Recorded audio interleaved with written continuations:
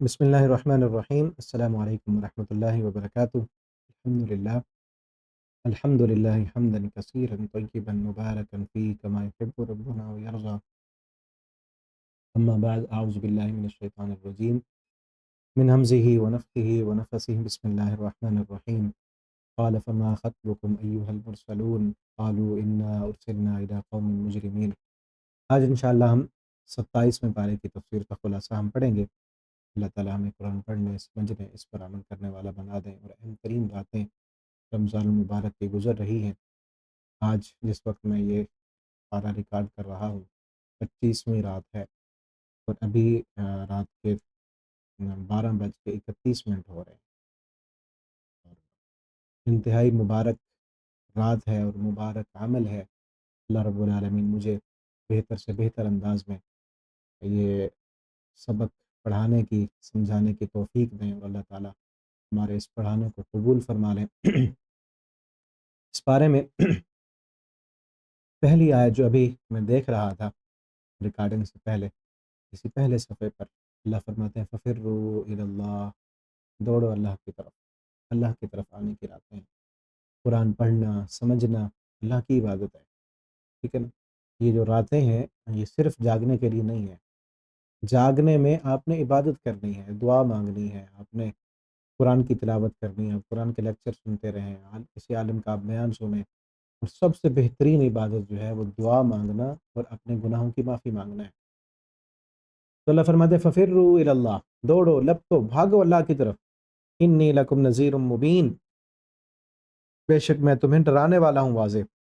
اور اللہ کے ساتھ کسی اور کو معبود اور مشکل کشا نہ بناؤ۔ لا تجعلوا مع اللہ الہا آخر، اللہ کے ساتھ کسی اور کو الہ نہ بناؤ۔ اور ایک اہم ترین بات بتائی وما خلقت الجن والانس الا لیعبدون، جنوں اور انسانوں کو صرف اللہ نے اپنی عبادت کے لیے پیدا کیا۔ تو میں نہیں پیدا کیا ہم نے جنوں اور انسانوں کو الا لیعبدون، عبادت کا صرف ایک ہی مقصد ہے، وہ کیا ہے کہ تم سب نے اللہ کی عبادت کرو۔ ما اريد منهم من رزق، ہم تم سے رزق کا مطالبہ نہیں کرتے، وما اريد ان يطعمون، اور ہم یہ بھی نہیں چاہتے کہ تم ہمیں کھانا دو، ہم کھانا تم سے نہیں مانگتے، رزق کا مطالبہ تم سے نہیں کرتے۔ یعنی ہمیں کس چیز کے لیے پیدا کیا گیا؟ لیعبدون، عبادت کے لیے۔ اور دنیا کس لیے پیدا کی گئی؟ ہمارے لیے۔ کتنا بیوقوف ہے وہ بندہ جو اس کام کو چھوڑ دے، اس چیز کو چھوڑ دے جس چیز کے لیے وہ پیدا کیا گیا ہے۔ کس چیز کی خاطر؟ جو چیز اس کے لیے پیدا کی گئی ہے۔ یعنی ہم سب دیکھیں، ہم اس کام کو چھوڑ دیں جس کے لیے ہم پیدا کیے گئے ہیں۔ کس لیے چھوڑ دیں؟ اس چیز کی خاطر، اس دنیا کی خاطر، اس رزق کی خاطر جو بنائے ہمارے لیے گیا ہے۔ بیوقوفی نہیں؟ جس چیز کے لیے ہم بنائے گئے ہیں وہ کام چھوڑ دیا ہم نے، اور جو چیز ہے ہی ہماری اس کے پیچھے عبادت کیوں نہیں کرتے؟ نماز کے لیے ٹائم کیوں نہیں ہے؟ کہ دکان پہ بیٹھے ہیں، کاروبار میں ٹائم نکالنا پڑتا ہے تو کاروبار میں نقصان نہ ہو جائے، رزق کمانے کی خاطر۔ وہ تو اللہ نے ہمیں دینا ہے، تو اللہ کی ذمہ داری۔ تو اس لیے دیکھیں، ہمیں جس مقصد کے لیے پیدا کیا نا، ہم اس مقصد کو پورا کریں۔ اللہ نے جو ذمہ داری اپنے، اللہ کی ذمہ داری ہے نا، ما من دابۃ فی الارض الا علی اللہ رزقها، اللہ نے رزق دینا ہے، تھوڑی سی کوشش اس کے لیے۔ اصل جو مقصد ہے ہمارا، اس مقصد پر رزق کی کوشش کو غالب تو نہ کریں نا، کوشش کریں، جائز ذرائع اختیار کریں، لیکن اصل جو مقصد ہے ہمارا اللہ کی عبادت، اس پر اس کوشش کو غالب نہ ہونے دیں۔ ما اريد منهم من رزق وما اريد ان يطعمون ان الله هو الرزاق، بے شک اللہ تعالیٰ رزاق ہیں، ذو القوۃ المتین۔ آگے سورہ طور ہے، طور پہاڑ کا ذکر ہے، طور ایک پہاڑ کا نام ہے، اور اس پہاڑ کو بھی کہا جاتا ہے کہ جس پر سبزہ ہو، ہر وہ پہاڑ کے جس پر سبزہ ہو اس کو پہاڑ کہا جاتا ہے۔ اور ایک خصوصاً پہاڑ ہے جو ہے فلسطین میں ہے، جہاں پر اللہ رب العالمین سے ملاقات کے لیے، ہم کلام ہونے کے لیے موسیٰ علیہ السلام جایا کرتے تھے طور پہاڑ پر۔ یہ وہ پہاڑ ہے، اس کا اللہ نے طور فرمایا، طور کی قسم، و کتاب مستور، اور لکھی ہوئی کتاب کی قسم، فی رق منشور والبیت المعمور والسقف المرفوع والبحر المسجور، یہ ساری قسمیں، یہ قسمیں اٹھا کے اللہ فرماتے ہیں ان عذاب ربک لواقع، آپ کے رب کا عذاب یہ واقع ہونے والا ہے، وہ آنے والا ہے، اس کے آنے کی یہاں پر کچھ نشانیاں جو ہے وہ بیان کی گئی ہیں، جس طرح یوم تمور السماء مورا و تصیر الجبال سیرا، کہ جب آسمان پھٹ جائے گا، پہاڑوں کو اس وقت چلایا جائے گا، فویل یومئذ للمکذبین، پس ہلاکت ہے اس دن جھٹلانے والوں کے لیے اور نہ ماننے والوں کے لیے۔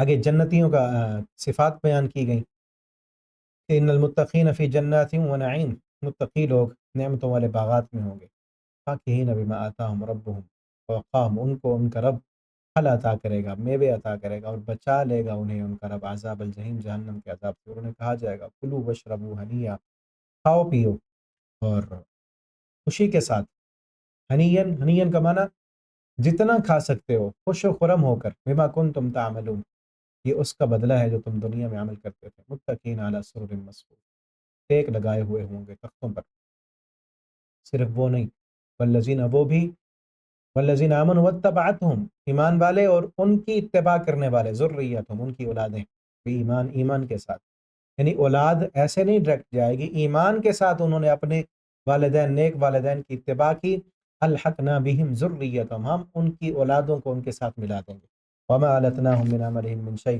اور کسی چیز کی ان کے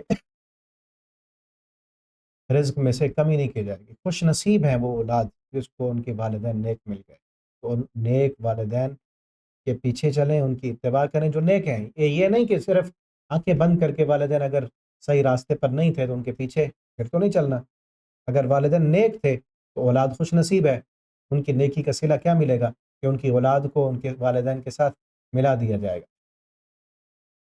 انا کننا من قبل ندعوه انہ هو البر الرحیم، جنت میں وہ کیا کہیں گے، انا کننا من قبل ندعو، ہم اس سے پہلے اس جنت کو مانگا کرتے تھے، ہم کثرت سے دعا کیا کرتے تھے، ٹھیک ہے نا، اور جنت میں، جنت والے جنت میں جانے کے بعد اپنے دنیا والے ان لمحات کو یاد کریں گے، کیا کہیں گے، انا کننا من قبل ندعو، ہم دنیا میں اسی چیز کو مانگا کرتے تھے، ہم دنیا میں جنت کو مانگا کرتے تھے۔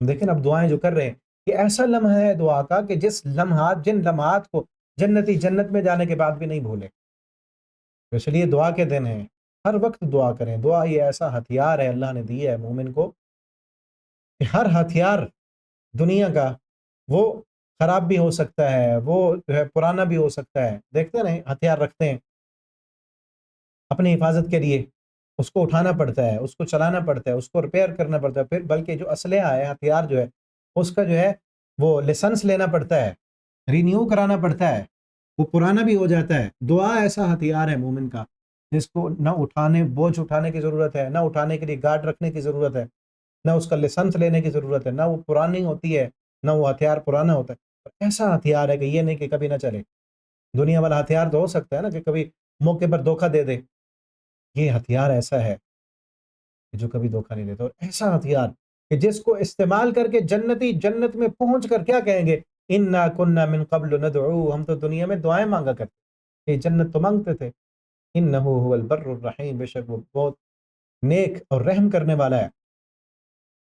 فذکر فما انت بنعمت ربک بکاہن ولا مجنون ام یقولون شاعر نتربص به ریب المنون، وہ کہتے ہیں کہ یہ شاعر ہے اور انتظار کر رہے ہیں ریب المنون، اور شک میں ہیں، قل تربصوا، ان کو انتظار کرو، انی معکم من المتربصین، ہم بھی انتظار کر رہے ہیں کہ کیا بنتا ہے۔ اب نبی کریم صلی اللہ علیہ وسلم کو بار بار اور شاعر، مجنون، دیوانہ کہتے تھے، آپ صلی اللہ علیہ وسلم کا دفاع اللہ نے خود کیا ہے، شان ہے یہاں اس صورت میں، سورۃ نجم میں آپ صلی اللہ علیہ وسلم کی شان یہ بیان کی گئی، ما ضل صاحبکم، تمہارا ساتھی بھٹکا نہیں ہے، بہکا نہیں، وما غوا، اور نہ ہی وہ بھولا ہے۔ جتنے بھی پہلے انبیاء آئے ہیں نا، ہم نے پڑھا ہے واقعہ، قوم عاد، قوم سمود، قوم نوح، ہر پیغمبر نے اپنا دفاع خود کیا ہے، ہر پیغمبر نے اپنا دفاع کیا ہے۔ جس طرح حضرت نوح علیہ السلام نے کہا، یا قوم لیس بی سفاہہ، اے قوم میرے ساتھ کوئی بے وقوفی والی بات نہیں، قوم نے کہا تھا یہ بے وقوف ہے، تو انہوں نے خود جواب دیا، یا قوم لیس بی سفاہہ۔ اسی طرح ایک اور پیغمبر نے کہا، یا قوم لیس بی ضلالہ، غالباً حضرت ہود علیہ السلام نے کہا تھا یا قوم لیس بی ضلال، انہوں نے کہا یہ گمراہ ہے، انہوں نے خود پیغمبر نے جواب دیا یا قوم لیس بی ضلال ہے۔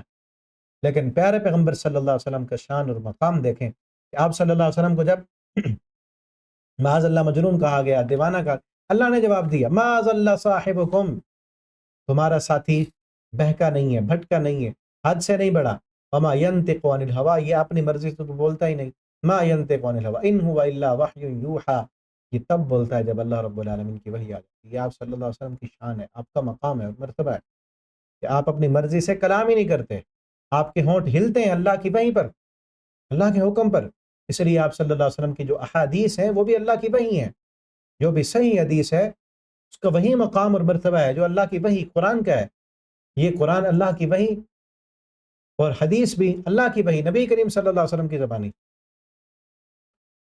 اور آگے اس میں نبی کریم صلی اللہ علیہ وسلم کی شان، مقام اور مرتبہ بھی بیان کیا گیا، اور یہ کہا گیا علمہ شدید القوا، اور آپ صلی اللہ علیہ وسلم کے اس میں یہاں اس صورت میں آپ صلی اللہ علیہ وسلم جب آسمانوں سے اوپر معراج کی رات 7 آسمانوں سے اوپر گئے، سدرۃ المنتہا پر اللہ رب العالمین سے ہم کلام ہوئے، اس کا ذکر ہے یہاں پر کہ ثم دنا فتدلى فكان قاب قوسين او ادنى، آپ صلی اللہ علیہ وسلم قریب ہوئے، اللہ کے قریب ہوئے اور قریب ہوئے، صرف قاب قوسين او ادنى، دو کمانوں کا فاصلہ باقی رہ گیا۔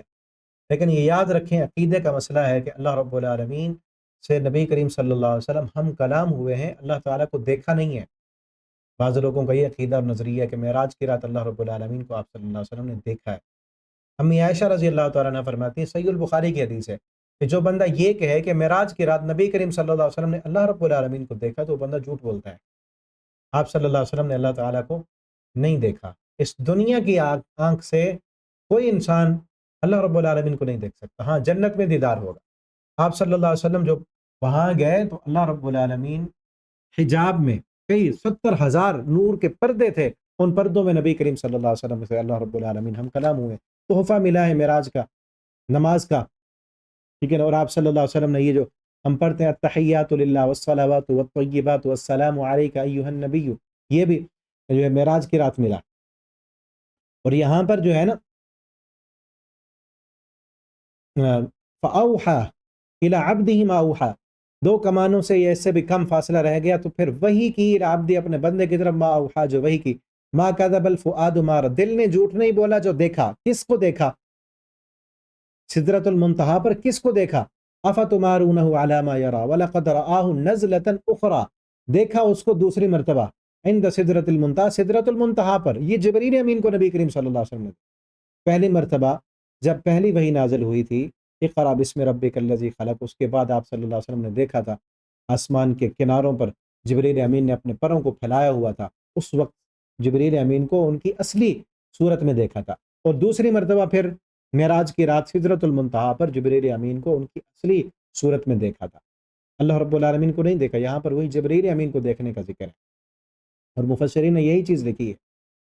عندہا جنت المأوى، جنت المأوى کے پاس، اذ یغشی السدرۃ ما یغشی، جو جب ڈھانپ رہی تھی اس درخت کو، سدرہ اصل بیری کے درخت کو کہتے ہیں، ما یغشی جو چیز ڈھانپ رہی تھی، ما زاغ البصر وما طغی، نگاہ آگے نہیں بڑھی، نہ ادھر ادھر بہکی، نہ حد سے آگے بڑھی، لقد رآ من آیات ربہ الکبریٰ، اور آپ صلی اللہ علیہ وسلم نے اللہ رب العالمین کی وہاں پر بڑی بڑی نشانیوں کو دیکھا۔ اور لات اور عزیٰ کا ذکر ہے کہ کیا یہ تمہارے لیے معبود ہیں، افرأیتم اللات والعزیٰ ومنات، الثالث تیسرا منات ہے، الکم الذکر وله الانثیٰ، کہ اللہ کے لیے تمہارے لیے بیٹے ہیں اور اللہ کے لیے تم نے بیٹیاں بنا لی، جس طرح مشرکین مکہ کہا کرتے تھے جو فرشتے ہیں یہ اللہ کی بیٹی ہیں۔ تلک اذن قسمۃ ضیزیٰ، یہ کس قدر جو ہے نا انصافی والی تقسیم ہے۔ ان ہی الا اسماء، یہ نام ہے جو تم نے رکھ لیے، تمہارے باپ دادا کے نے رکھ لیے۔ ما انزل اللہ بہا من سلطان، اللہ نے اس پر کوئی دلیل نہیں نازل کی۔ ان یتبعون الا الظن، یہ ظن اور گمان کی پیروی کرتے ہیں۔ وَكَم من ملک، کتنے فرشتے ایسے ہیں، لا تغنی شفاعتهم شیئا، ان کی سفارش ان کو کوئی کام فائدہ نہیں دیتی، الا ان یأذن اللہ، مگر یہ کہ اللہ تعالیٰ اجازت دیں کسی کو، لمن یشاء، جس کے لیے اللہ تعالیٰ چاہیں اور جس کے لیے اللہ تعالیٰ راضی ہوں، اس کے لیے سفارش اللہ کے ہاں جو ہوگی وہ وہی ہوگی جو یہاں اللہ تعالیٰ نے بیان کی ہے۔ یہ نہیں ہے کہ کوئی بھی بندہ ایک ایسا مجرم جس کو اللہ تعالیٰ نے جہنم میں ڈالنے کا فیصلہ کر لیا، اب اس کے لیے کوئی سفارش کر کے اس کو جنت میں پہنچوا دے، یہ ناممکن ہے۔ سفارش کس کے لیے ہوگی؟ الا من بعد ان یأذن اللہ، اللہ تعالیٰ اجازت دیں گے، اللہ تعالیٰ کہیں گے اس کے بارے میں سفارش کرنی ہے۔ پہلے تو اس کو کس کس نے سفارش کرنی ہے ان کو بھی اللہ تعالیٰ اجازت دیں گے کہ تم سفارش کر سکتے ہو۔ نبی کریم صلی اللہ علیہ وسلم کی سب سے بڑی شفاعت کبریٰ، آپ صلی اللہ علیہ وسلم سفارش کریں گے، اللہ تعالیٰ ہمیں اس سفارش کا حقدار بنا دیں۔ آپ صلی اللہ علیہ وسلم سفارش کریں گے، اسی طرح جو ہے باقی انبیاء بھی سفارش کریں گے، شہید جو ہے وہ سفارش کریں گے، اور حافظ قرآن جو ہے وہ سفارش کریں گے۔ تو یہ سفارش اللہ تعالیٰ اجازت دیں گے کہ تم نے سفارش کرنی ہے، اور پھر بھی یہ کس کے بارے میں سفارش کرنی ہے؟ کس کے بارے میں؟ لمن یشاء، جس کے لیے اللہ تعالیٰ چاہیں گے، ویرضا، جس کے لیے اللہ تعالیٰ راضی ہوں گے۔ اللہ تعالیٰ بتائیں گے کہ اس بندے کے بارے میں تم سفارش کر سکتے ہو۔ اللہ کے ہاں سفارش بالاذن ہوگی۔ دنیا میں جس طرح سفارش ہوتی ہے، دنیا میں سفارش کی 3 قسمیں ہیں، 3۔ ایک ہوتی ہے شفاعت بالمحبہ، شفاعت بالمحبہ، یہ ہے کہ کوئی بندہ کسی کی محبت میں مجبور ہے، اس کی سفارش مان لیتا ہے۔ اس طرح آپ کو کسی سے کام ہے، وہ بندہ آپ کا کام نہیں کر رہا، نہیں مان رہا، آپ اس کے بیٹے کو جا کر کہتے ہیں کہ آپ اپنے ابو کو سفارش کریں، اب باپ بیٹے کی محبت میں مجبور ہو کر بات مان لیتا ہے، ٹھیک ہے نا؟ یعنی اس کے کسی دوست کو، بھائی کو، بیٹے کو، اس کے باپ کو محبت میں آ کر وہ بندہ یہ شفاعت بالمحبت ہے، اللہ کے ہاں یہ ناممکن ہے۔ دوسری شفاعت ہوتی ہے شفاعت بالوجاہہ، طاقت کے زور پر، ایک بندہ نہیں مان رہا، آپ کا کام نہیں کر رہا، آپ اس کے لیول کا بندہ ڈھونڈتے ہیں اور اس کی سفارش کراتے ہیں، یا اس سے بڑے درجے والا، کیونکہ اس کو پتا ہے کہ آج میں نے اس کی بات نہ مانی تو کل کو یہ میری نہیں مانے گا، کام پڑے گا۔ افسر، ایک افسر کو دوسرے کے ساتھ کام پڑ سکتا ہے، تو وہ اس کی طاقت کے زوم میں یا طاقت کے زور کو دیکھ کر مجبور ہو کر وہ مان لیتا ہے۔ اللہ کے ہاں یہ شفاعت بھی ناممکن ہے۔ اور تیسری شفاعت کی قسم ہوتی ہے شفاعت بالاذن، کہ خود وہ ماننے والا ایسے نہیں، وہ کسی کو اس کا کام نہیں کر رہا تاکہ دوسرے لوگ ناراض نہ ہوں، یا وہ جو ہے کوئی تھوڑی بہت غلطی اس نے کر دی، عادی مجرم نہیں ہے، ٹھیک ہے نا؟ اب وہ غلطی تو کر بیٹھا، لیکن سردار جو ہے یا بڑا جو ہے وہ کہتا ہے کہ اب اس کو کسی اور بندے کو بھی پروٹوکول ساتھ مل جائے اور اس کو اجازت دے دیں، آپ اس کی سفارش کر لیں، اس کو ہم چھوڑ دیں گے۔ یہ ہوتی ہے شفاعت بالاذن، اجازت کے ساتھ۔ اللہ کے ہاں، اللہ کی عدالت میں یہ اجازت والی سفارش ہوگی، باقی کسی کی کوئی جرت نہیں ہے۔ من ذا الذی یشفع عندہ الا باذنہ، اللہ کے ہاں کس کی جرت اور طاقت ہے کہ اللہ تعالیٰ ایک بندے کو جہنم میں ڈالنا چاہے؟ کس کی یہ جرت ہے کہ وہ سفارش کرے پھر کہ اللہ اس کو جہنم میں نہ ڈال، جنت میں ڈال؟ ایسے نہیں ہوگا، ٹھیک ہے نا؟ اللہ کے ہاں سفارش کیا ہوگی؟ من بعد ان یأذن اللہ، اللہ تعالیٰ جس کو اجازت دیں گے وہی سفارش کرے گا۔ لمن یشاء، جس کے لیے اللہ چاہیں گے اس کے لیے سفارش کرے گا۔ آگے اللہ تعالیٰ فرماتے ہیں اگر تم کبیرہ گناہوں سے بچو گے نا، الذین یجتنبون، وہ لوگ جو اجتناب کرتے ہیں کبائر، کبیرہ گناہوں سے، والفواحش، اور فواحش سے، الا اللمم، مگر لمم، صغیرہ گناہ جن سے بچنا ناممکن ہو، اللہ تعالیٰ فرماتے ہیں وہ ان کے ہم معاف کرتے رہتے ہیں۔ ان تجتنبوا کبائر ما تنہون عنہ نکفر عنکم سیئات، ہم وہ تمہارے صغیرہ گناہوں کو معاف کرتے رہیں گے۔ ان ربک واسع المغفرہ، بے شک آپ کا رب بہت وسیع مغفرت والا ہے۔ آگے یہ کہا گیا ہے انسان کے لیے وہی کچھ ہے جو وہ کوشش کرتا ہے، وَأَن لَيْسَ لِلْإِنسَانِ إِلَّا مَا سَعَىٰ، جو کوشش کرے گا، جو محنت کرے گا وہ پالے گا، وَأَنَّ سَعْيَهُ سَوْفَ يُرَىٰ، جو بھی کوشش کرے گا وہی پائے گا۔ آخرت کے لیے کوشش کرے گا تو آخرت ملے گی، آخرت کے لیے کوشش نہیں کرے گا تو ایسے ملنے والی نہیں ہے۔ ثُمَّ يُجْزَاهُ الْجَزَاءَ الْأَوْفَىٰ، اور اللہ تعالیٰ پھر پورا پورا بدلہ دیں گے۔ وَأَنَّ إِلَىٰ رَبِّكَ الْمُنتَهَىٰ، انتہا ہماری ہم سب کی جو ہے ہمارے رب کی طرف ہے۔ وَأَنَّهُ هُوَ أَضْحَكَ وَأَبْكَىٰ، وہی ذات ہے، وہی ہنساتا ہے، وہی رلاتا ہے، وہی ذات ہے کہ اگر کسی غم کی وجہ سے آنکھوں سے آنسو نکلتے ہیں نا تو وہ ذات یہ سبب بھی بنا دیتی، اسی چہرے پر پھر مسکراہٹ بھی آ جاتی ہے۔ جو چہرے ہنستے ہیں وہاں ان کو رونا بھی پڑتا ہے، جہاں بجتے ہیں نقارے وہاں ماتم بھی ہوتے ہیں۔ یہ نہیں کہ ہر وقت جو ہے غم ہی رہیں گے، کبھی غموں کی جو ہے یہ رات کھل جائے گی، خوشیاں بھی آئیں گی۔ انہ اضحک وابکیٰ، وہی ذات، وہ رب ہنساتا ہے، وہی رلاتا ہے، وَأَنَّهُ أَمَاتَ وَأَحْيَا، وہی موت دیتا ہے، وہی زندہ کرتا ہے، وَأَنَّهُ خَلَقَ الزَّوْجَيْنِ الذَّكَرَ وَالْأُنثَى، اس نے جوڑا جوڑا بنایا، مذکر و مؤنث اس نے بنایا، من نطفة اذا تمنا، اس قطرے سے، اس قطرے سے اذا تمنا جو ٹپکایا جاتا ہے، وَأَنَّ عَلَيْهِ النَّشْأَةَ الْأُخْرَى، اسی کے ذمے ہے دوسری مرتبہ اٹھانا، وَأَنَّهُ أَغْنَى وَأَقْنَى، وہی غنی کرتا ہے اور وہی فقیر بناتا ہے، وَأَنَّهُ هُوَ رَبُّ الشِّعْرَىٰ، یہ شعرا ستارے کو رب بناتے تھے، رب مانا کرتے تھے، اللہ فرماتے ہیں اس ستارے کا رب بھی وہ ہے، وَأَنَّهُ أَهْلَكَ عَادًا الْأُولَىٰ، وہ پہلے عاد جو تھے، ایک عاد پہلے تھے اور ایک بعد میں آئے تھے، پہلی عاد کو بھی انہوں نے اس رب نے ہلاک کیا، سمود کو بھی اس نے، کتنے باغی قوم تھے، اب کون باقی بچا؟ کوئی بچا رب کا باغی باقی؟ سب ہلاک ہو گئے، وقوم نوح من قبل، قوم نوح تو ان سے بھی پہلے تھی، انہم کانوا اظلم، انہوں نے ظلم کیا، واطغى، اور باغی بن گئے، والمؤتفکۃ اہوا، اور الٹائی گئی بستیاں، فغشاها ما غشا فبأي آلاء ربك تتمارى۔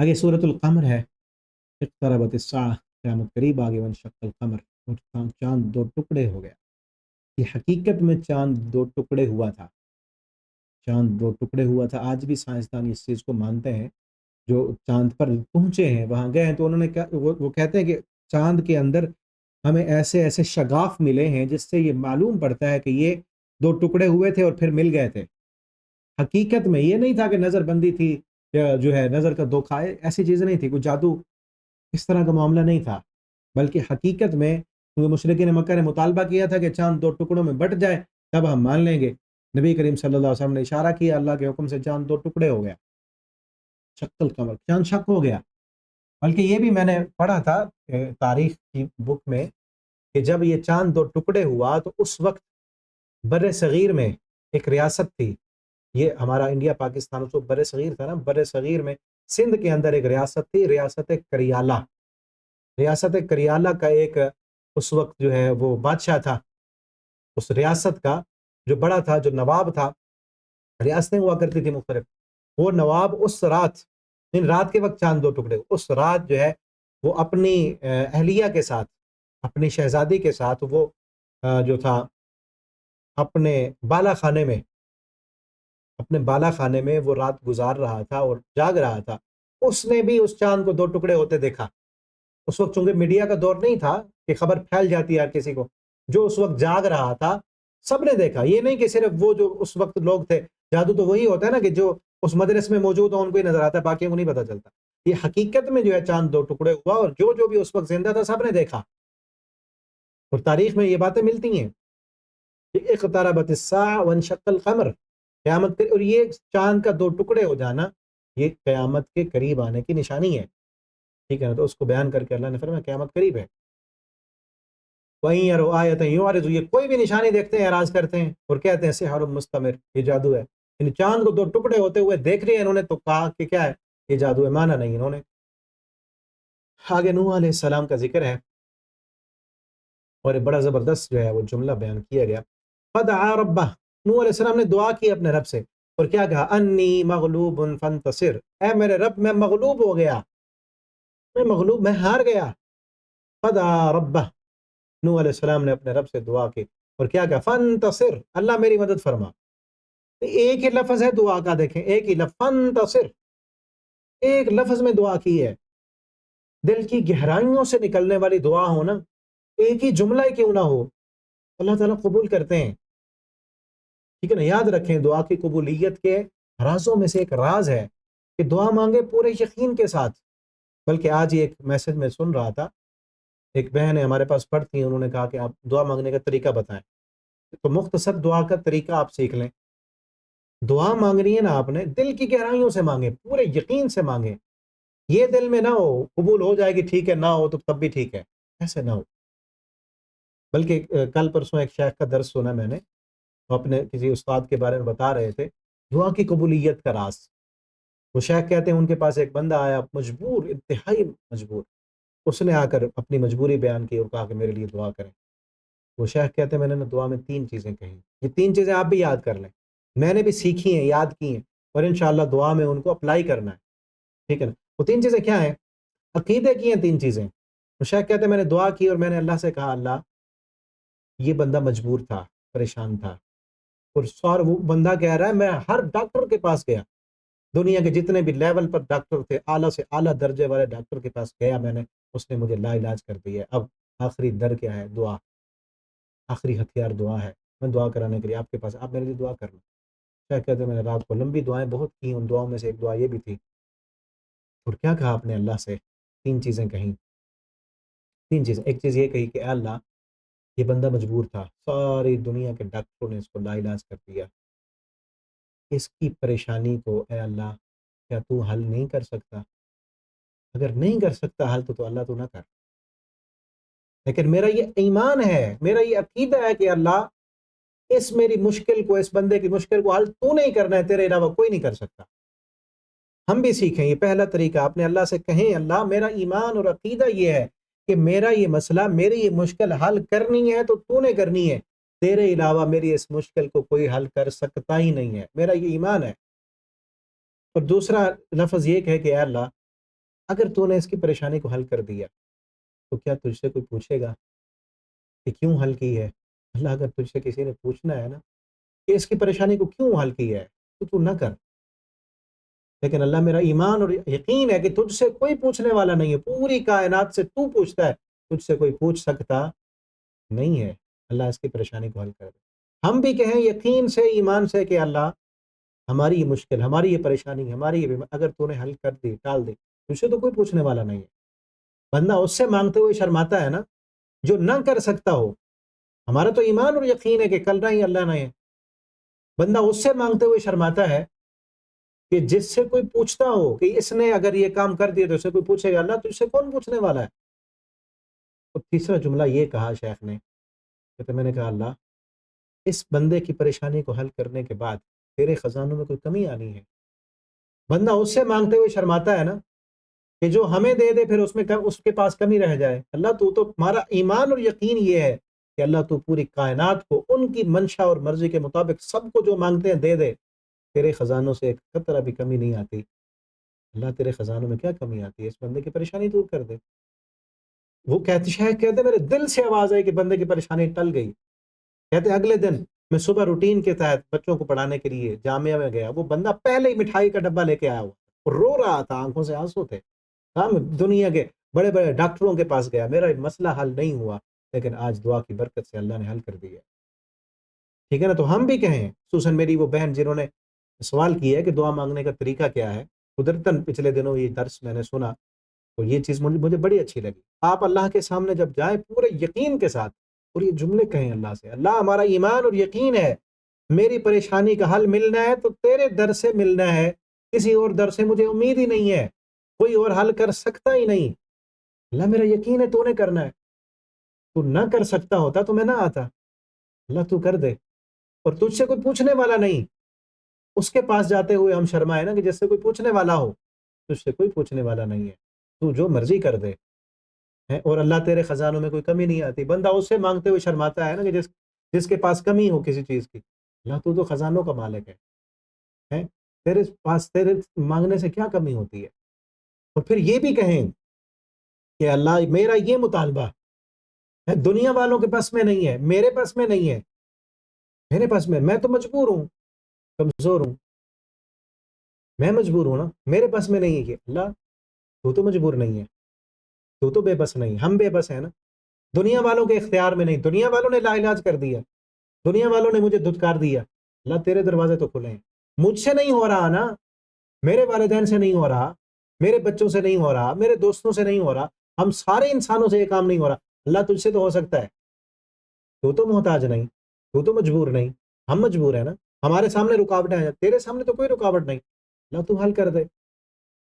کوئی چیز بھی مانگ رہے ہیں آپ حج پہ جانا چاہتے ہیں، پیسے نہیں آپ کے پاس، اللہ میرے پاس پیسے نہیں، میرے پاس وسائل اور اسباب نہیں، تو مسبب الاسباب ہے اللہ، دل کی گہرائیوں سے مانگے نا، چاہے جملے تھوڑے ہوں لیکن وہ دل کی گہرائیوں سے نکلنے والے ہوں نا تو وہ فوراً قبول ہوتے ہیں۔ فدعا ربہ انی مغلوب فانتصر، ایک ہی لفظ میں دعا کی ہے نوح علیہ السلام نے، فانتصر، اللہ میری مدد فرما۔ دل کی گہرائیوں سے جب یہ جملہ نکلا، اللہ نے زمین سے بھی پانی نکالا، آسمان سے بھی پانی برسا، اور اللہ نے اس قوم کو، جس قوم نے نوح علیہ السلام کا مذاق اڑایا تھا اور مغلوب کر دیا تھا نوح علیہ السلام کو، اللہ نے اس ساری قوم کو پانی میں غرق کر کے رکھ دیا۔ تو اللہ سے دعا کریں، دل کی گہرائیوں سے دعا کریں، پورے یقین اور اعتماد کے ساتھ دعا کریں۔ دعا سے پہلے جو ہے اللہ رب العالمین کی تعریفی کلمات کہیں، اللہ نے جو نعمتیں انعام کی ہیں وہ گنیں اللہ کے سامنے، پھر اور مانگیں، اللہ تعالیٰ ضرور دعائیں قبول کرنے والے۔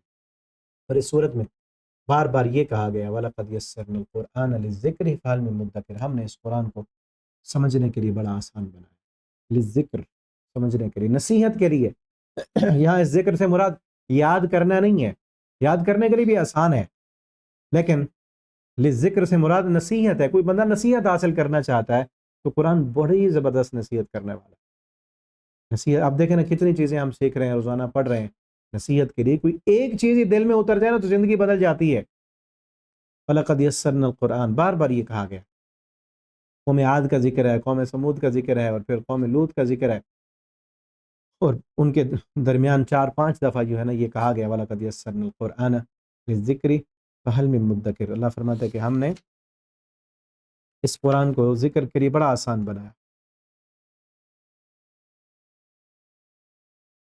اور اس کے بعد آگے سورہ رحمان ہے، رحمان، الرحمن علم القرآن، رحمان نے اپنی رحمت کا ذکر کیا اور کہا کہ علم القرآن، اس نے قرآن سکھا۔ رحمان کی رحمت کا مظہر دیکھنا ہے تو قرآن کو دیکھو۔ رحمان کی سب سے بڑی رحمت اس کائنات پر قرآن ہے، اسی لیے رحمان کا تعارف کیا کہ علم القرآن، جس نے قرآن سکھایا۔ خلق الانسان، انسان کو پیدا کیا۔ دیکھیں نا، تخلیق کا ذکر اللہ نے بعد میں کیا، قرآن سکھانے کا ذکر پہلے کیا۔ حالانکہ بندہ پیدا ہوگا نا پھر قرآن سیکھے گا، لیکن اللہ نے علم القرآن پہلے کہا، خلق الانسان بعد میں کہا۔ ایک مفسر نے بڑا پیارا نقطہ لکھا ہے، کہتے ہیں کہ جو انسان پیدا ہونے کے بعد قرآن نہیں سیکھتا نا، قرآن نہیں پڑھتا، وہ اللہ کے کاغذوں میں پیدا ہی نہیں ہوا، کیونکہ پیدا کرنے کا جو مقصد ہے وہ اللہ نے پہلے بیان کیا ہے۔ انسان کو پیدا کرنے کا مقصد کیا ہے؟ علم القرآن، تاکہ قرآن سیکھے۔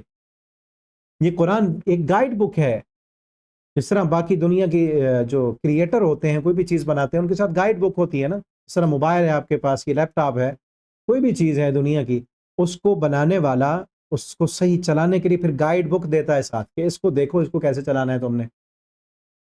اللہ نے یہ پوری کائنات بنائی ہے اور اس کائنات کا خلیفہ بنایا انسان کو، اور اس پوری کائنات کو چلانے کے لیے انسانی جو مشین ہے، اس کو صحیح چلانے کے لیے اللہ نے گائیڈ بک دی ہے، یہ قرآن دیا ہے، اس کو سیکھو، پڑھو، اس کے مطابق چلاؤ گے اس دنیا کو، تو دنیا میں امن اور سکون ہوگا، اطمینان ہوگا، سکون کی زندگی گزارو گے، اور جینے کا مقصد پورا ہوگا، اور مرنے کے بعد کی زندگی بھی کامیاب بن جائے گی۔ خلق الانسان علمہ البیان، جس نے بیان کی طاقت دی، بولنا سکھایا جس نے انسان کو۔ الشمس، اور اس صورت میں نا 30 مرتبہ سے زائد، تقریباً 33 مرتبہ جو ہے وہ فَبِأَيِّ آلَاءِ رَبِّكُمَا تُكَذِّبَانِ آیا کہ اللہ کی کن کن نعمتوں کا تم انکار کرو گے، کون کون سی نعمتوں کا تم جو ہے اللہ کی نعمتوں کو جھٹلاؤ گے، انکار کرو گے، یا ان نعمتوں کی ناقدری اور ناشکری کرو گے۔ 33 مرتبہ، یعنی رحمتیں اتنی زیادہ ہیں، اور عذاب کا ذکر صرف 2 آیتوں میں ہے، 2 آیتوں میں۔ شروع میں انداز یہ ہے کہ اللہ رب العالمین نے نا پہلے دنیا کی نعمتیں اور نشانیاں دکھائی ہیں۔ دیکھیں، زمین کو رکھا اللہ نے، اور کھجوریں، انگور اور حب دانے اور خوشبو والے پھول، یہ چیزیں، ان سب چیزوں کا ذکر، پھر سمندروں کا، دریاؤں کا، اور پہاڑوں کا ذکر کیا، اور پھر یہ کہا کل من علیہا فان، یہ ساری دنیا کی جو نعمتیں ہیں، انعام ہیں، تمہارے لیے ہیں، لیکن ایک مقررہ وقت تک کریں، کل من علیہا فان، سب فنا ہونے والا ہے۔ یہ سمندر، دریا، سورج، چاند، ستارے، یہ نباتات، یہ پودے، یہ سب انسان، سب فنا ہو جائیں گے۔ وَيَبْقَى وَجْهُ رَبِّكَ، آپ کے رب کی ذات باقی رہے گی، ذو الجلال والاکرام۔ پھر اس کے بعد قیامت کا ذکر کیا ہے، پھر قیامت آئے گی اور تمہارے اوپر دھواں اور جو ہے آگ کو چھوڑا جائے گا، اور پھر تم اللہ کی عدالت میں آ جاؤ گے۔ اور ہاں، یا معاشر الجن، اے جن اور انسانوں، اگر اللہ کی نافرمانی نہیں چھوڑنا چاہتے تو پھر اللہ کی زمین کو چھوڑ دو، کیا بھاگ سکتے ہو اللہ کی زمین کو چھوڑ کر؟ اور اس کے بعد پھر جو ہے یہ کہا گیا قیامت جب آئے گی فَإِذَا انشَقَّتِ السَّمَاءُ، آسمان پھٹ جائے گا، اور وہ وَرْدَةً كَالدِّهَانِ، وہ ایک سڑے ہوئے، جلے ہوئے چمڑے کی طرح ہو جائے گا۔ وَيَوْمَئِذٍ لَا يُسْأَلُ، اس دن کسی سے پھر پوچھا نہیں جائے گا، مجرم پہچانے جائیں گے اپنی جو ہے بسیماہم، اپنی نشانیوں سے، اپنی علامتوں سے پہچان لیے جائیں گے. ہذہ جہنم التی، یہ جہنم ہے یکذب بها المجرمون، جس کا مجرم انکار کرتے ہیں. پھر جہنم کا تھوڑا سا ذکر کیا گیا اور اس کے بعد جنت کی نعمتیں اور انعامات کا ذکر کیا گیا. یعنی دنیا کی نعمتیں، انعامات، پھر دنیا کا فنا ہونا، قیامت کا آنا، قیامت کے بعد کے مراحل، جہنم، تھوڑا سا ذکر عذابوں کا، پھر اس کے بعد جنت کی نعمتوں کا ذکر کیا ہے اس میں.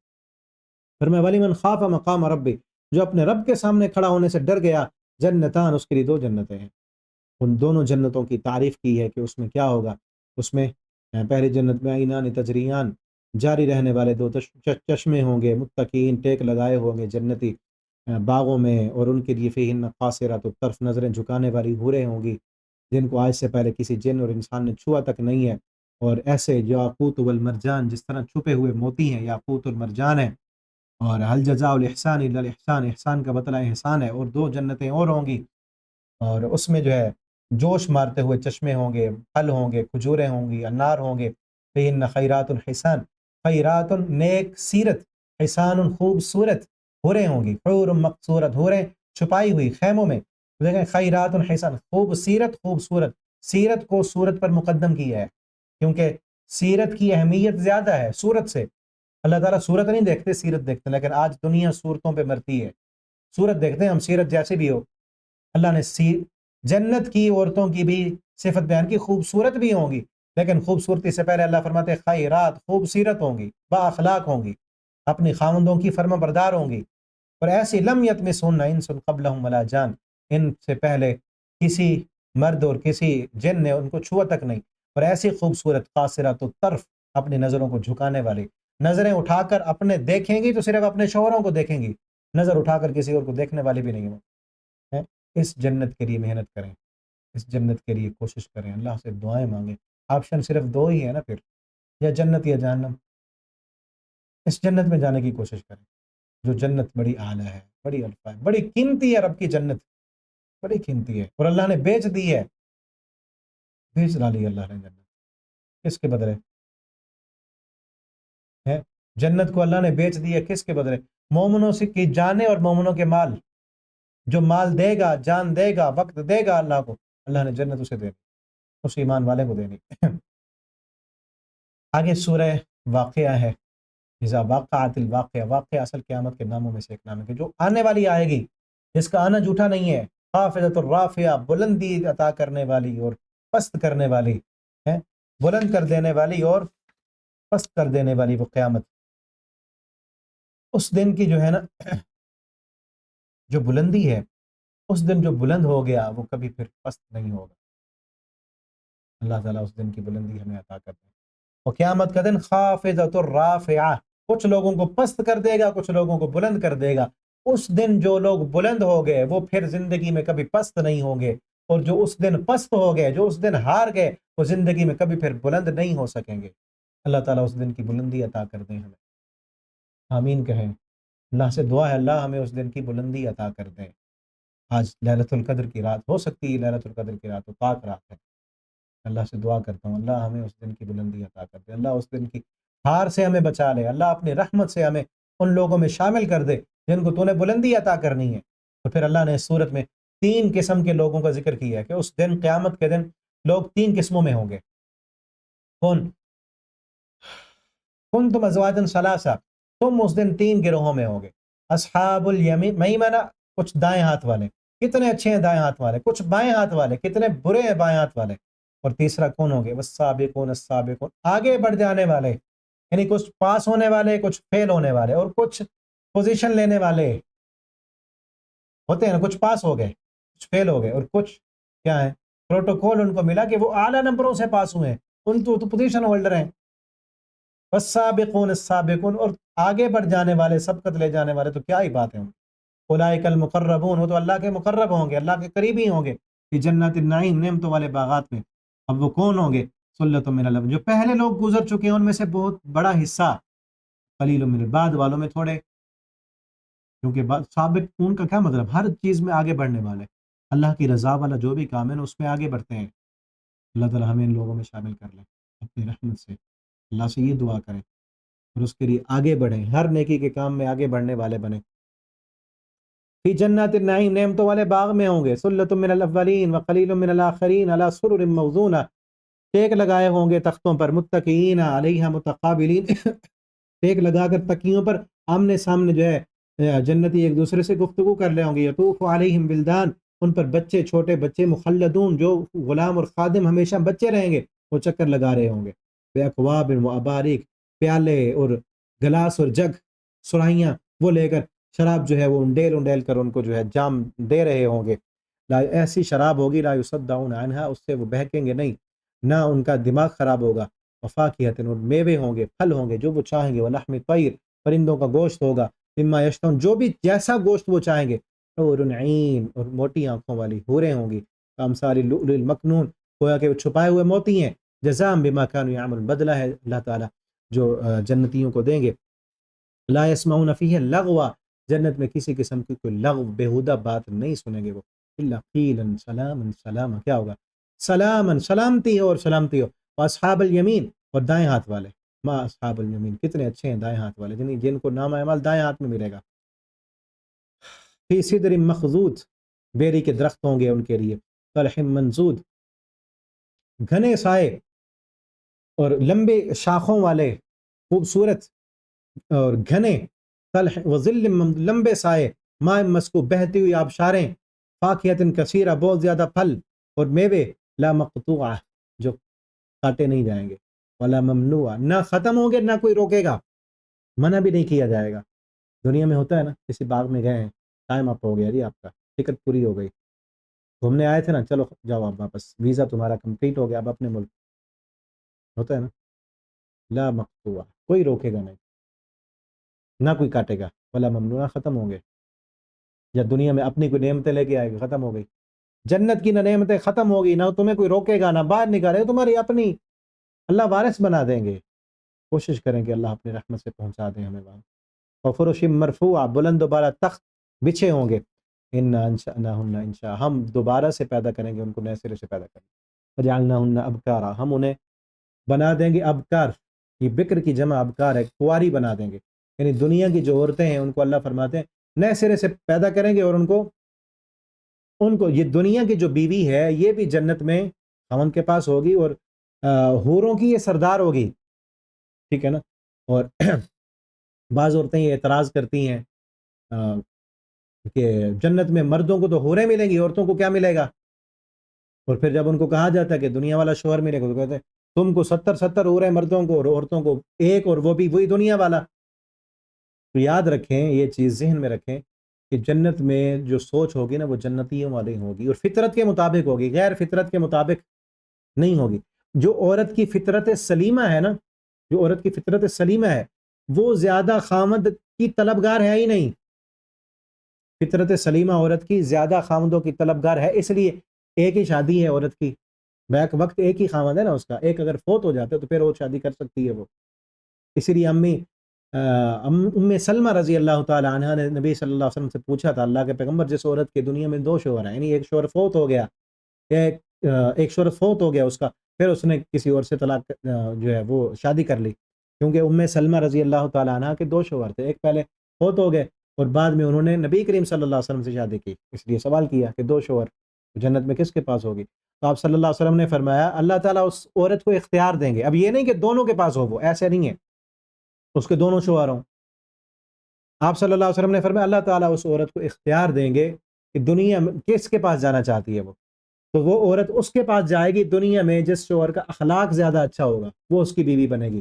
جنت میں، لیکن ایک کے پاس ہی ہوگی، کیونکہ یہ فطرت جو ہے نا، اللہ نے جس فطرت پر پیدا کیا ہے، فطرت سلیمہ، ایک سے عورت کی جو فطرت سلیمہ ہے اس سے زیادہ شوہر کی طلبگار ہے ہی نہیں، ٹھیک ہے نا، ایک الگ بات ہے کہ جو ہے نا وہ عورت اپنی فطرت سے انحراف کر دے، غلط راستے پہ چل پڑے، ہو دنیا میں مل جائے گی ایسی، ٹھیک ہے نا، لیکن وہ فطرت سے انحراف کیا ہوا ہے اس نے، ورنہ فطرت کا تقاضا یہ ہے کہ باقی جتنے بھی اللہ نے جو پیدا کیے ہیں نا، جانوروں کو دیکھ لیں آپ، بکریوں کے پاس بکریاں کتنی اور بکرا کتنا ہے، مرغیاں، اور ہر چیز اللہ نے ایک فطرت رکھی ہے، ایک نیچر بنائی ہے، اس کے مطابق یہ دنیا چل رہی ہے، ٹھیک ہے نا، تو یہ سوال ہی فطرت سے انحراف والا ہے، فطرت سے بغاوت والا ہے، جو غلیظ جانور ہیں ان کی فطرت اور ہے، جو حلال اور پاکیزہ جانور ہیں ان کی فطرت اور ہے، تو انسان کو بھی اللہ نے اسلام کی فطرت پر پیدا کیا ہے۔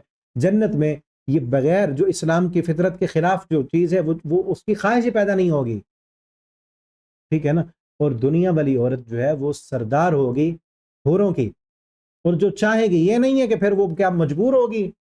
بعض دفعہ ہو سکتا ہے نا دنیا میں ایک عورت ایک خامند کے پاس ہے، لیکن وہ خامند اس کا بد اخلاق ہے، وہ بیچاری کڑ کڑ کے زندگی گزار رہی ہے، پتہ نہیں کس کے پاس میں آ گئی، تو ایسا نہیں ہوگا کہ وہاں وہ بد اخلاق جنت میں تھوڑی جائے گا، ٹھیک ہے نا۔ وہاں تو با اخلاق جیسا چاہے گی، یہ بھی ہے نا پھر جو صورت جو اس کے ذہن میں ایک حسن کی شکل و صورت ہو سکتی ہے کہ میرا خامد اس طرح کا ہو، اللہ ویسا بنا دیں گے، ٹھیک ہے نا۔ اور پھر کیا ہوگا، انشاء نہ انشاء، اگر کوئی بوڑھی ہو کے فوت ہو رہی ہے، ایک بوڑھی آپ صلی اللہ علیہ وسلم کے پاس آئی، وہ کہنے لگی اللہ کے پیغمبر میرے لیے دعا کریں، اللہ مجھے جنت دے دے۔ آپ صلی اللہ علیہ وسلم نے ذرا اس کے ساتھ دل لگی کرنے کے لیے مزاحن کہہ دیا کہ کوئی عورت، ایسے مزاح کی اجازت ہے؟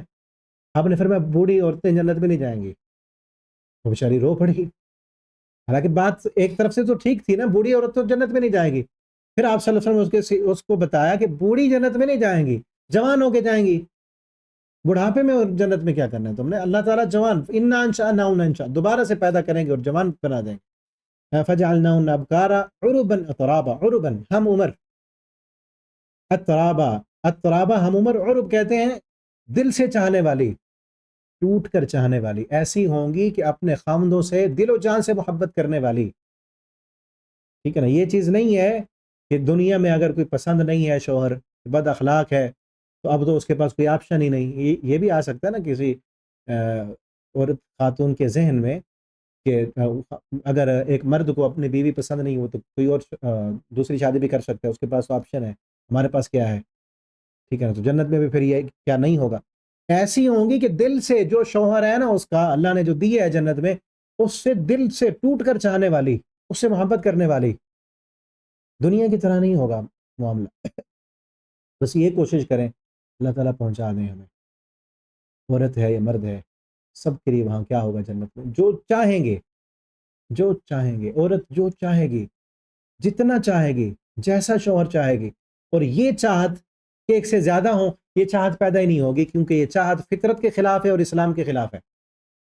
اسلام فطرت کے مطابق ہے اور فطرت کے خلاف ہے یہ چاہت اور خواہش، یہ خواہش وہاں جنت میں پیدا ہی نہیں ہوگی۔ عربا اترابا لاصحاب الیمین، دائیں ہاتھ والوں کے لیے ثلۃ من، ایک بہت بڑی جماعت پہلے لوگوں میں سے، اور ثلۃ من الاخرین، ایک بہت بڑی جماعت بعد والوں میں سے۔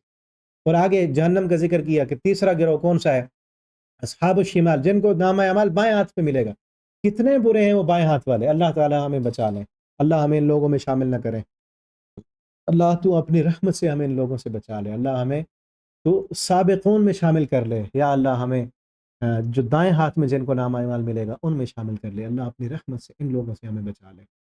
اس لیے ہم قرآن پڑھ رہے ہیں اللہ، اس لیے راتوں کو جاگ رہے ہیں، اس لیے نمازیں پڑھتے ہیں، اس لیے روزے رکھے ہیں، ہماری زندگی کا مقصد صرف یہی ہے، اللہ تو قبول کر لے ہم سے، اور ہمیں دائیں ہاتھ میں نامہ اعمال دینا، اللہ ہمیں ان لوگوں میں شامل نہ کرنا۔ ما اصحاب الشمال، کتنے برے ہیں وہ بائیں ہاتھ والے، فی سموم، گرم ہواؤں میں ہوں گے، وہ حمیم، کھولتے ہوئے پانیوں میں ہوں گے، وہ ذل، ایسا سایہ جو ان کو فائدہ نہیں دے گا، لا بارد، نہ وہ ٹھنڈک دے گا، نہ وہ کسی فائدے کا ہوگا۔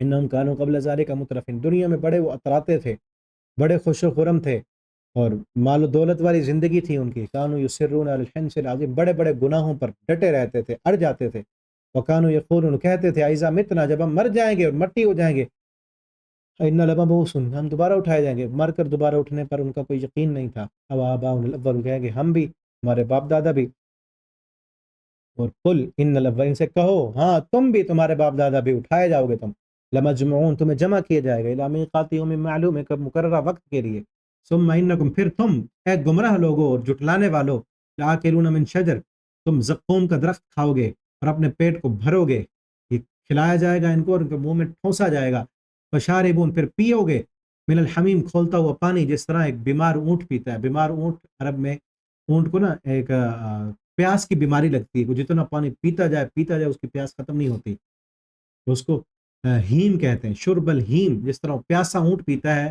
بیمار اونٹ، اس طرح تم وہ جہنم کا کھولتا ہوا پانی پیو گے۔ آگے اللہ نے انسان کی تخلیق کا ذکر کیا اور انسان کے لیے جو نعمتیں بنائی ہیں ان کا ذکر کیا ہے کہ یہ ساری چیزیں اللہ نے تمہارے لیے بنائی ہیں، اور اللہ اگر چاہیں لو نشاء لجعلنا حطاما، تمہارے لیے کھیتیاں بنائیں، کھلیان بنائے، پھل پھول پودے اگائے، اللہ چاہیں تو تمہاری کھیتی کو ختم کر دیں، تم کیا کر سکتے ہو؟ ہیں؟ تمہیں چٹی پڑ جائے، تم دیکھتے نہیں جو تم پانی پیتے ہو کون آسمان سے پانی نازل کرتا ہے تمہارے لیے، اور جو تم آگ جلاتے ہو یہ درخت پیدا کرنے والا کون ہے؟ نحن جعلنا، ان ساری چیزوں کو اللہ فرماتے ہیں ہم نے تمہارے لیے نصیحت بنایا ہے، اور ایک مقررہ وقت تک کے لیے فائدہ ہے، وہ مقررہ وقت جب آئے گا یہ دنیا ختم ہو جائے گی۔ اور آگے فرمایا کہ یہ قرآن لا یمسہ الا المطہرون، اس کو نہیں چھو سکتے مگر پاکیزہ فرشتے۔ ایک معنی تو اس کا یہ ہے کہ جو لوح محفوظ میں اللہ کے پاس لکھا ہوا قرآن ہے اس کو مقرب فرشتے ہی چھوتے ہیں، باقی کوئی نہیں پہنچ سکتا۔ اور دوسرا معنی اس کا یہ ہے کہ اس کے احکامات، اس قرآن کے احکامات ان لوگوں کو سمجھ آتے ہیں جن کا دل پاکیزہ ہوتا ہے، جن کی روح پاکیزہ ہوتی ہے، ورنہ اس کا ظاہری معنی دیکھیں نا، لا یمسہ، اس کو نہیں چھو سکتے مگر پاک لوگ، ورنہ قرآن مصحف کو تو اٹھا کر کافر بھی ہاتھ لگا سکتا ہے، اس کے اپروچ میں ہے نا، ٹھیک ہے نا، کوئی مسلمان، بعمل مسلمان یا بے عمل مسلمان کوئی بھی ہاتھ لگا سکتا ہے، یہ مطلب نہیں ہے اس کا معنی یہ ہے کہ اس کے احکامات ان لوگوں کو ہی سمجھ آتے ہیں جن کے دل پاک ہوتے ہیں، جن کے دل میں روحانیت ہوتی ہے، جن کے دل میں اللہ کا ڈر ہوتا ہے، ورنہ قرآن پڑھنے والے بہت سارے پڑھ لیتے ہیں، کوئی ان کو سمجھ نہیں آتی، دل میں احکامات نہیں آتے، اور اس پر ایمان نہیں لانے کی کوشش کرتے، ایمان ہی نہیں ہے اس پر۔ اور آگے اللہ نے موت کا ذکر کیا ہے، خصوصاً ان لوگوں کے لیے پیغام ہے جو یہ کہتے ہیں نا کہ ہمارا جسم ہماری مرضی، ہمارا جسم ہماری مرضی، ہمارا ملک ہماری مرضی، ہمارا پیسہ ہماری مرضی۔ یہاں اس پر غور کریں، جو یہ نعرہ لگاتے ہیں نا، خصوصاً وہ عورتیں جو باہر نکل کر یہ آواز لگا رہی ہوتی ہے میرا جسم اور میری مرضی، قرآن کی ان آیتوں پر غور کریں نا، فلولا اذا بلغت الحلقوم، اللہ فرماتے ہیں پھر کیوں نہیں ہوتی یہ بات، تم کہتے ہو نا میرا جسم اور میری مرضی، پھر یہ کیوں نہیں کرتے؟ اذا بلغت الحلقوم، جب تمہاری روح کو نکال کر ہم حلقوم تک لاتے ہیں، وہ روح آ کر ہنسلی میں اور گردن میں آ کر اٹک جاتی ہے، وَأَنْتُمْ حِينَئِذٍ تَنْظُرُونَ، تم دیکھ رہے ہوتے ہو، مرنے والا خود بھی دیکھ رہا ہے اور مرنے والے کے وارث بھی دیکھ رہے ہیں، کسی کا باپ جا رہا ہے، کسی کا بیٹا جا رہا ہے، کسی کی ماں جا رہی ہے، کسی کا بھائی جا رہا ہے، اوپر سارے اس کے رشتہ دار بیٹھ کر دیکھ رہے ہیں، انتم حینئذ تنظرون، تم دیکھ رہے ہوتے ہو، ونحن اقرب الیہ منکم، ہم تم سے زیادہ اس کے قریب ہوتے ہیں، ہمارا اختیار اور کنٹرول اس پر تم سے زیادہ چل رہا ہوتا ہے، ولکن لا تبصرون، تم دیکھ نہیں سکتے، ہمارا حکم اور ہمارے فرشتے جو اس کی روح نکال رہے ہوتے ہیں تم اس کو نہیں دیکھ سکتے۔ ہاں بتاؤ نا، فلولا، پھر کیوں نہیں ہوتی یہ چیز، ان کنتم غیر مدینین، اگر تم کسی کے کنٹرول میں نہیں ہو، اگر تمہارے اوپر کسی اور کا تسلط اور کنٹرول نہیں ہے، تمہارے جسم پر تمہاری مرضی چلتی ہے، یہی معنی ہے نا، فلولا ان کنتم غیر مدینین، اگر تم کسی کے ماتحت نہیں ہو، تم اپنی مرضی اور اپنے اختیار کے تابع ہو، تو تم جو چاہو وہ کر سکتے ہو، پھر یہ کیوں نہیں کرتے؟ ترجعونہا، ان روح نکالنے والے فرشتوں کو واپس لوٹا دو نا، واپس بھیج دو، ان کو کہو ہم نہیں مرنے دیتے اس کو، یا جو مر رہا ہے وہ خود کہے کہ میرا جسم ہے، میری مرضی چلے گی، میں روح نہیں نکلنے دوں گا اپنی، میری روح ہے، میری مرضی چلے گی۔ کتنا بودا اور بیکار سا نعرہ ہے کہ میرا جسم اور میری مرضی، ذرا غور کریں نا قرآن کے مقام پر۔ اور پھر اس وقت جب روح نکل رہی ہو، اس وقت ان سے جا کے پوچھیں جو یہ نعرہ لگاتے ہیں، کفر کا نعرہ ہے یہ، اللہ فرماتے ترجعونہا، واپس کر دو نا، اس فرشتے کو واپس بھیج دو روح نکالنے والے کو، یا اپنی روح کو واپس لوٹا لو، ان کنتم صادقین، اگر تم اپنے اس قول میں سچے ہو کہ تمہارے اوپر کسی اور کا کنٹرول نہیں، تمہارا جسم تمہاری مرضی، اس قول میں سچے ہو، تو پھر کون مرنا چاہتا ہے، کون چاہتا ہے کہ اس کی آنکھوں کے سامنے اس کا بوڑھا باپ اس دنیا سے چلا جائے؟ بوڑھا باپ تو شاید زندگی گزار بیٹھا، بچہ، جوان بچہ اپنے ہاتھوں میں لیا ہوا ہے، آنکھوں کے سامنے نہیں چلا جاتا۔ کون چاہتا ہے کہ میرا جگر کا ٹکڑا، میرا بیٹا جو دعائیں مانگ مانگ کے لیا، بڑھاپے کا سہارا آنکھوں کے سامنے جا رہا ہے، بیوی فوت ہو رہی ہے، خامن فوت ہو رہا ہے، بھائی فوت ہو رہا ہے، کون چاہتا ہے کہ جائیں یہ رشتہ دار؟ جاتے ہیں نا، یہ اپنا تم خود جب جا رہے ہوتے ہو، واپس کر لو نا اپنی روح، اگر تم اپنے اس قول میں سچے ہو، ان کن تم صادقین، اگر تم سچے ہو کہ تمہارے جسم پر تمہاری مرضی چلتی ہے، واپس کر دو۔ جب یہ واپس نہیں کر سکتے تو تھوڑا سا کنٹرول اور اختیار اللہ نے جو دیا ہے، ان صلاحیتوں کو جو اللہ نے مرضی کے تابع کر دی، ان کو اللہ کی مرضی کے تابع کرو نا۔ پھر ان سے پوچھیں نا، یہ بوڑھی آنٹیاں جو باہر جو ہے سائن بورڈ دے کے جلوس نکال رہی ہوتی ہیں کہ ہمارا جسم ہماری مرضی، تمہارے جسم پہ تمہاری مرضی ہے، تو پھر بوڑھی کیوں ہو رہی ہو؟ بال تمہارے سفید کیوں ہو رہے ہیں؟ بڑھاپا کیوں چھا رہا ہے؟ جوانی رہتی نا ہمیشہ، اگر مرضی تمہاری ہی ہے جوانی رہتی، خود سے خوبصورت بن جاتی ہے، میک اپ کیوں کیا ہوا ہے؟ اپنے منہ پہ ہزاروں روپے لگا کر یہ میک اپ سجا کے خوبصورت کیوں بنی ہو تم؟ اپنی مرضی چلتی ہے تو پھر خوبصورت ہی رہو، اپنی مرضی ہے پھر مردوں کے برابر چلنا تو پھر عورت کیوں بنی ہو؟ مرد بن جاؤ۔ یہ ایسا نعرہ جو کسی لاجک میں بھی نہیں آتا، عقلاً بھی خلاف ہے، نقلاً بندہ ہے ہی مجبور کمزور، کتنی ایک مرضی کر لو گے؟ یہ تو وہی ہوا نا، ایک بندہ جو کمرے میں بند ہے، جانور کو بند کر دیا آپ نے کمرے میں، وہ جانور جو ہے وہ اچھل رہا ہو، کود رہا ہو، اور کہے میری مرضی، تیری مرضی اسی کمرے کے اندر ہی چل سکتی ہے، اس کے باہر نہیں۔ ہماری مرضی بھی جتنی اللہ نے صلاحیت دی ہے اتنی ہی چلے گی، اس کے بعد کیا کیا کر سکتے ہیں؟ ہر انسان کو اللہ نے کمزور بنایا، مجبور بنایا، ہم مجبور، اور سب سے بڑی مجبوری یہ ہے کہ یہ سانسیں اپنی نہیں ہیں، کب ختم ہو جائے؟ اسی لیے تو اللہ نے کہا ہے جب یہ سانسیں ہم تمہاری لینے لگتے ہیں، مرضی تمہاری ہے تو ان سانسوں کو تو واپس لوٹا سکو نا، نہیں کر سکتے، نہیں لوٹا سکتے۔ پھر آگے وہی تبصرہ کیا کہ جب یہ روح نکل کے جاتی ہے اگر وہ مقربین میں سے ہے، فروح و ریحان، تو خوشبوئیں ہوتی ہیں، پھول ہوتے ہیں، جنت ہوتی ہے اور نعمتیں ہوتی ہیں۔ اگر وہ بندہ اصحاب یمین دائیں ہاتھ والوں میں سے ہے، اس پر بھی سلامتیاں ہوتی ہیں۔ اگر وہ جٹلانے والا اور ظالم گمراہ لوگوں میں سے ہوتا ہے جس کی روح نکل رہی ہوتی ہے، فنزل من حمیم، اور اس کی مہمانی ہوتی ہے کھولتے ہوئے پانی کے ساتھ، اسے جہنم میں ڈالا جاتا ہے۔ یہ حق ہے یقینی طور پر، اور تسبیح کریں اپنے رب کی جو عظمتوں والا ہے۔ آگے سورۃ الحدید ہے، حدید کا معنی لوہا ہے، اس میں لوہے کا ذکر ہے کہ اللہ نے انزلنا الحدید، کہ اللہ فرماتے ہم نے لوہے کو نازل کیا۔ اور اس صورت میں جو مرکزی عنوان ہے نا اس کا، وہ ہے اللہ کے راستے میں خرچ کرنے کی، بڑی ترغیب دی گئی ہے اس میں، اس صورت میں اللہ کے راستے میں خرچ کرنے کی۔ ما لکم، کیا ہو گیا تمہیں، لا تؤمنوا باللہ، تم کیوں نہیں ایمان لاتے اللہ پر، اس کے رسول پر، یدعوکم، تمہیں وہ بلا رہے ہیں، لتؤمنوا بربکم، تاکہ تم اپنے رب پر ایمان لاؤ، وقد اخذ میثاقکم، حالانکہ تم نے عہد کیا اپنے رب سے، وما لکم، اور تمہیں کیا ہو گیا، اللہ تنفقوا فی سبیل اللہ، اللہ کے راستے میں تم خرچ نہیں کرتے، وللہ میراث السماوات والارض، حالانکہ ساری زمین و آسمان کی میراث جو وراثت ہے اللہ کی ہے، اصل مالک اللہ ہے، کہ اللہ نے تمہیں دے کر یہ دیکھنے کے لیے دیا ہے اللہ نے، کس لیے؟ تاکہ تم دو تو اللہ تعالیٰ کیا کریں گے، تمہیں اور دیں گے، کتنی پیاری بات ہے، اللہ نے دیا ہے، کیوں؟ تاکہ تم دو، تو پھر کیا ہوگا، اللہ اور دیں گے، پھر دیتے کیوں نہیں؟ ما لکم، کیا ہو گیا تمہیں، اللہ تنفقوا فی سبیل اللہ، اللہ کے راستے میں خرچ نہیں کرتے، ہے اللہ کا، ہے تو اللہ کا، اللہ چاہتے تو تمہیں نہ دیتے، اللہ نے تمہیں دیا ہے تاکہ تم اللہ کے بندوں کو دو، جن کے پاس نہیں ہے ان کو دو، اللہ تعالیٰ کیا کریں گے، تمہیں اور دیں گے، اور اگر نہیں خرچ کرو گے، نہیں دو گے، تو پھر کیا ہوگا، پھر اللہ تعالیٰ جو دیا ہے نا وہ کسی اور کو دیں گے، پھر جو خرچ کرے گا پھر اللہ تعالیٰ کسی اور کو دیں گے جو اللہ کے راستے میں خرچ کرنے والا ہوگا، ہے نا؟ یہ خرچ کرو گے اللہ تعالیٰ بڑھاتے جائیں گے، نہیں کرو گے اللہ تعالیٰ پھر کسی اور کو دیں گے، وہ خرچ کرے گا۔ لا يستوي منكم من انفق من قبل الفتح وقاتل، یہ کہا گیا کہ جو فتح مکہ سے پہلے مسلمان ہوئے، انہوں نے قتال کیا، جہاد کیا، ان کا درجہ بلند ہے، اور وہ لوگ انفقوا من بعد، جو فتح مکہ کے بعد مسلمان ہوئے، انہوں نے خرچ کیا، ہر ایک کے ساتھ اللہ کا بھلائی کا وعدہ، کلم وعد اللہ، جتنے بھی صحابہ محمد رسول اللہ صلی اللہ علیہ وسلم کے سب کے ساتھ اللہ نے بھلائی اور آسانی کا وعدہ کیا۔ من ذا الذی یقرض اللہ، کون ہے جو اللہ کو قرض دے، ایسا قرض جو اللہ تعالیٰ ڈبل کر کے، ملٹی پلائی کر کے، ڈبل کو پھر ڈبل کر کے، کتنی دفعہ ملٹی پلائی ہوگا، ڈبل ڈبل ڈبل کر کے دیں گے، یضاعف له اضعافا کثیرا، بڑھاتے رہیں، دنیا میں بھی دیں گے اللہ تعالیٰ، آخرت میں بھی دیں گے۔ اور پھر آخرت کا ذکر کیا گیا کہ جو لوگ ایمان والے ہیں قیامت کے دن ان کا نور ہوگا، اپنے نور کی روشنی میں وہ چل رہے ہوں گے، اور وہ لوگ جنہوں نے دنیا میں ایمان قبول نہیں کیا ان کے پاس کوئی نور نہیں ہوگا، منافقت میں وہ رہے، وہ منافق ایمان والوں سے کہیں گے ہم دنیا میں تمہارے ساتھ نہیں ہوتے تھے، ہمیں بھی اپنے نور سے روشنی لینے دو، تو انہیں مومن کہیں گے نہیں، تم ہم دلی طور پر ہمارے ساتھ نہیں تھے، اب جاؤ دنیا میں اپنا نور لے کے آؤ،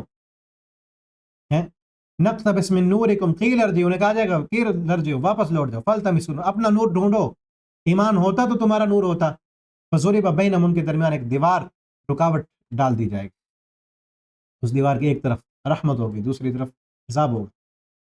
آگے ایک آیت میں دنیا کی پوری زندگی کا نقشہ کھینچا گیا ہے، دنیا کی زندگی کیا ہے، اگر سمجھ رہے ہیں اس آیت پر غور کریں. اعلموا انما الحیات الدنیا، دنیا کی زندگی کیا ہے؟ لعب. یہ دنیا کی زندگی کے مراحل ہیں. پہلا مرحلہ کیا ہے؟ لعب، کھیل.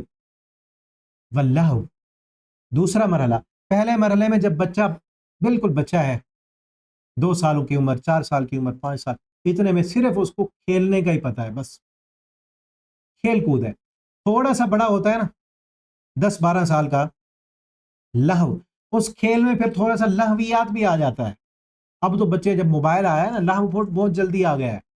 گانے بجانے، ڈانس اور یہ چیزیں یہ لہو میں آتی ہیں. کہ دنیا کی زندگی کھیل، پھر لہو، پھر کرکٹ کے میچ کھیلنا، ان میں پھر شرطیں لگانا، پھر ہار جیت. ٹھیک ہے نا، یہ لہو بھی آ گیا. لائب، کھیل، لہو، کھیل کے ساتھ لہو. وزینہ، زینت، خوبصورتی. پھر ایک عمر آتی ہے 12 15 سال کے بعد، پھر اس میں یہ پہلا جو ہے نا لہو، کھیل پھر ختم ہو جاتا ہے. لعب، کھیل ختم ہوتا ہے. ایک اگلا مرحلہ لہو کے ساتھ، اگلا مرحلہ لہو کے ساتھ زیب و زینت، ٹیپ ٹاپ، خوبصورت بننا، خوبصورت دکھنا ہے. ہر وقت جو ہے اب 15 16 سال کا ہو گیا، اب اس کے بال جو ہے پف نہیں ٹھیک ہوتی، اور دیکھتا ہی رہتا ہے اپنے آپ کو. سیلفیاں بنانا، فلٹر لگانا.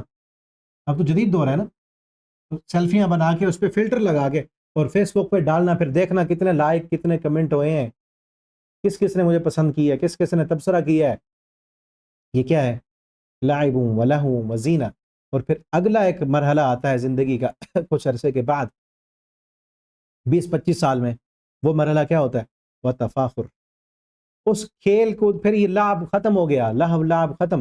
زینہ، زینت میں پھر تفاخر آنے لگتا ہے. کھیل میں بھی کہ میں جیت جاؤں، اس سے جیت جاؤں، وہ اس نے اتنے رنز بنائے، میں اتنے بناؤں، وہ اس لیول پر پہنچ گیا، میں اس پہ پہنچوں، وہ اتنا خوبصورت ہے، میں اس سے زیادہ بنوں. یہ اس میں پھر تفاخر آنے لگتا ہے، ایک دوسرے کے ساتھ مقابلہ بازی آنے لگتی ہے بینکم آپس میں. وتکاثر. اور اگلی چیز کیا آتی ہے؟ تکاثر فی الاموال والاولاد، مال اور اولاد میں کثرت ہو. ایک مرحلہ کیا آتا ہے 30 سال کے بعد، 20 25 سال کے بعد؟ تکاثر، کہ میرا مال بڑھ جائے، پیسہ زیادہ ہو جائے. اور پھر ایسا زندگی کا ایک مرحلہ وہ بھی آتا ہے کہ پہلے مرحلے میں آگے جیسے جیسے گزرتا ہے کھیل کود، بچوں والا کھیل کود ختم ہو جاتا ہے نا. پھر بڑوں والا کھیل میں جو ہے وہ شرطیں لگانا، ایک دوسرے سے جیتنا، یا اپنے حسن کے مقابلے کرنا، یہ چیزیں آ جاتی ہیں. پھر ایک وقت آتا ہے کہ یہ چیزیں ختم ہو جاتی ہیں. پھر یہ فکر رہ جاتی ہے کہ مال بڑھ جائے، پیسہ میرا زیادہ ہو جائے، مکان بن جائے، دکان مل جائے، کاروبار زیادہ ہو جائے، پیسے اور بڑھ جائیں. اس کے پاس ایک کاروبار ہے، میں 2 کر لوں، اس نے ایک گاڑی لی ہے تو میں اور لے لوں. یہ ایک دوسرے سے مقابلے بازی آنے لگتی ہے. اور ساتھ تھوڑا سا اپنی بناوٹ، زیب و زینت، یہ چیز اس کی بھی فکر ہوتی ہے. اور پھر ایک مرحلہ وہ بھی آتا ہے زندگی کا آخری مرحلہ کہ اپنی پھر ٹیپ ٹاپ بھی بھول جاتی ہے بندے کو، اپنی صحت کی پرواہ بھی بھول جاتی ہے، اپنی خوبصورتی بھی بھول جاتی ہے. صرف ایک ہی چیز رہتی ہے، تکاثر فی الاموال والاولاد، مال میرا کیسے بڑھے گا، مال کیسے زیادہ ہوگا.